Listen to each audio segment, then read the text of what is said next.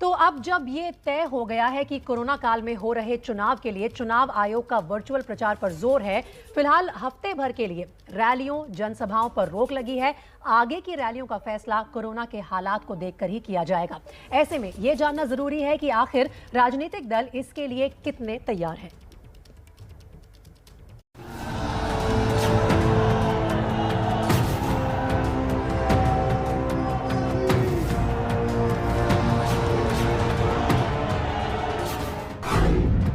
चुनावों की घोषणा से पहले जो बड़ी बड़ी रैलियां, चुनावी यात्राएं, झंडे, डंडे, बैनर, पोस्टर और चुनावी शोर सब जगह दिख रहा था, वो फिलहाल मौन है।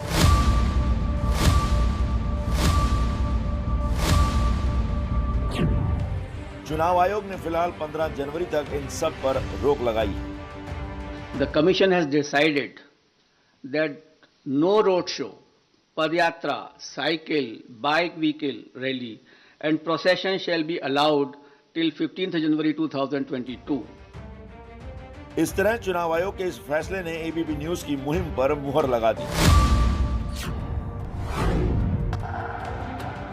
लेकिन राजनीतिक दलों के सामने अब ये नई चुनौती आ गई है कि वो चुनावी रैलियां, जनसभाओं को वर्चुअल में कैसे शिफ्ट करें। हालांकि इस मामले में सबसे ज्यादा तैयारी बीजेपी की दिख रही है। चुनाव आयोग कहता है तो केवल भारतीय जनता पार्टी के लिए तो कहेगा नहीं। चुनाव आयोग तो सभी राजनीतिक दलों के लिए कहता है। तो चुनाव आयोग अगर कोई व्यवस्था देगा तो उसका पालन करेंगे। अगर कोई उसमें त्रुटि होगी तो उस पर विचार किया जाएगा, बातचीत किया जाएगा। डोर टू डोर कैंपेन कर सकते हैं, वर्चुअल कैंपेन कर सकते हैं और मुझे पूरी उम्मीद है कि कोविड की स्थिति धीरे धीरे नियंत्रण में आएगी तो चुनाव आयोग ने जैसे कहा है समीक्षा करके चीजों को आगे बढ़ाएगी। लेकिन कई ऐसी पार्टियां हैं जिनके सामने वर्चुअल रैलियों के लिए इंफ्रास्ट्रक्चर की समस्या है। ऐसा संकट छोटी पार्टियों के सामने ज्यादा है। इसकी चिंता समाजवादी पार्टी के प्रमुख अखिलेश यादव ने भी जताई। चुनाव आयोग से हमारी अपील होगी कि अगर वर्चुअल रैली या इस तरह के फैसले ले रही है तो जिन पॉलिटिकल पार्टी के पास इतना स्ट्रॉन्ग इंफ्रास्ट्रक्चर नहीं है, मजबूत इंफ्रास्ट्रक्चर नहीं है, उनकी मदद के लिए कुछ न कुछ व्यवस्था की है। जो एक नई व्यवस्था चुनाव आयोग ने लागू किया है और जो वर्चुअल और डिजिटल की बात किया है, तो जो बड़ी पार्टियां हैं उनके पास तो संसाधन है, लेकिन जो अनरिकॉग्नाइज्ड पार्टियां हैं उनके पास संसाधन नहीं है। तो चुनाव आयोग को चाहिए, हम आपके माध्यम से चुनाव आयोग से मांग करते हैं कि वो एक सिस्टम बनावे।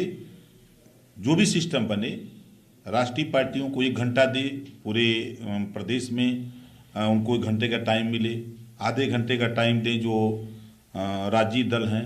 जो अनरिकॉग्नाइज्ड पार्टियां हैं उनको भी 5-5 मिनट 10-10 मिनट तक अपनी बात आप लोगों के माध्यम से जनता के बीच में पहुंचाने के लिए चुनाव आयोग को समय अपने मुट्ठी में लेकर के सबको समय देना चाहिए।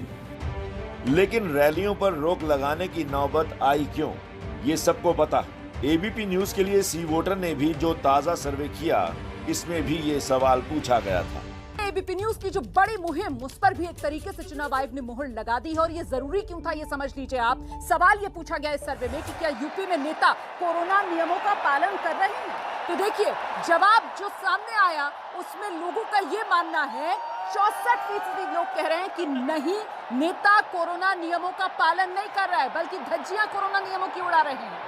28% ने हाँ में जवाब दिया, पता नहीं कह रहे हैं 8%। लेकिन कुल मिलाकर जिस तरीके से कोरोना का कहर देश भर में बढ़ता जा रहा था, एबीपी न्यूज लगातार ये मुहिम चला रहा था कि बंद करो रैली, और आखिरकार चुनाव आयोग की तरफ से ये फैसला ले लिया गया है। रैलियां, रोड शो, पदयात्रा, नुक्कड़ सभा तक पर चुनाव आयोग ने रोक लगा दी है। रैलियों और सभाओं के विकल्प का मसला चुनाव आयोग के सामने भी आया, लेकिन चुनावों की तारीखों की घोषणा करते वक्त मुख्य चुनाव आयुक्त सुशील चंद्रा ने एक शेर के जरिए दार्शनिक अंदाज में अपनी बात कही। यकीन हो तो कोई रास्ता निकलता है, हवा की ओट भी लेकर चिराग जलता है।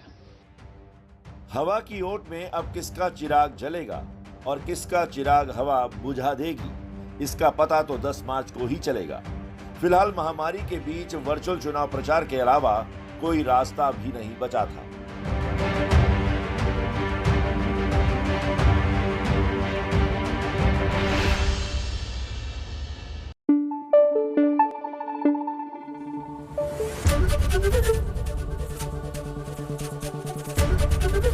एबीपी न्यूज आपको रखे आगे।